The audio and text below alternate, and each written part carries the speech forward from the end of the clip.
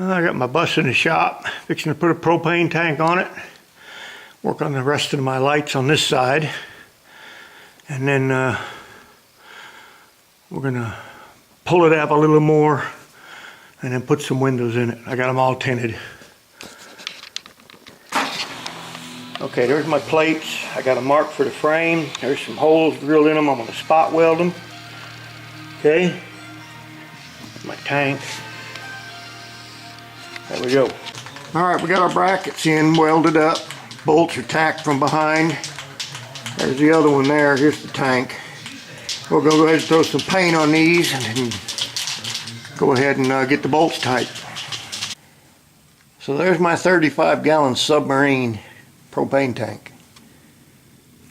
There it is, all hooked up, welded, bolts in, all new grade 8 hardware, welded on top. I'm going to cut this out probably about here, but this whole side needs to be fixed probably up to this door behind my head. So I'm going to cut it all the way back to that fender and replace it, and then I'm going to make a door for access to this propane tank. It looks crooked, but it's just that piece is bent up. It's just we'll take it off and fix it, but there it is.